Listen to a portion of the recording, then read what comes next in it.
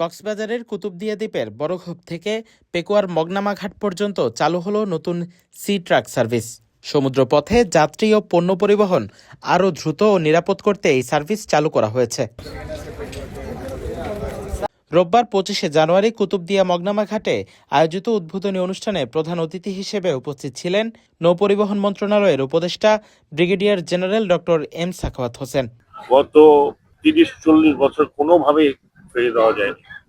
BRWTC ফেরি দেওয়ার জন্য তৈরি ছিল, দিতে দেয়নি। ওখানে একটা বন্দর করতে আরো আগের কথা ছিল, করতে দেয়নি। এখন এগুলোকে করা হচ্ছে এবং এই সরকারের আমলেই এগুলো অন্তত পক্ষে চালু করার ব্যবস্থা করা হচ্ছে। অনুষ্ঠানে বিশেষ অতিথি হিসেবে উপস্থিত ছিলেন বাংলাদেশ অভ্যন্তরীণ নৌ পরিবহন কর্তৃপক্ষের chairman rear admiral Arif Ahmed Mostafa. এছাড়াও উপস্থিত ছিলেন বাংলাদেশ অভ্যন্তরীণ নৌ পরিবহন কর্পোরেশনের চেয়ারম্যান মোহাম্মদ সলিমুল্লাহ, বিআইডব্লিউটি এর যুগ্ম সচিব ও সদস্য একেএম ফজলুল হক এবং যুগ্ম সচিব ও সদস্য মোহাম্মদ সাজিদুর রহমান।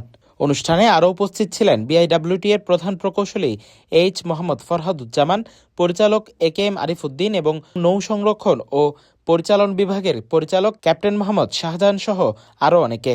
বিআইডব্লিউটিএ সূত্র জানায়, এই সি ট্রাক সার্ভিস চালুর ফলে পর্যটক ও ব্যবসায়ীদের সময় ও খরচ উভয়ই কমবে বলে আশা করা হচ্ছে।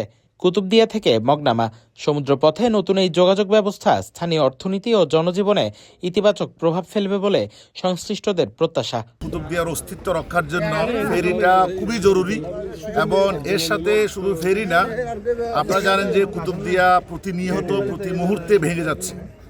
এরকম একটা মূল্যবান একটা জিওপলিটিক্যাল জিও স্ট্র্যাটেজিক্যাল একটা গুরুত্বপূর্ণ জাংশনে যে কুতুবদিয়া আছে, এটাকে এই মুহূর্তে ভাঙা বন্ধ করে জরুরি ভিত্তিতে এটার প্রতি এমফাসিস দেওয়া উচিত এবং এই এমফাসিসটা দেওয়ার জন্য এখানে অ্যাটেনশন কনসেন্ট্রেট করার জন্য মেইনলি আমরা আসা শুধু ঢাকা থেকে।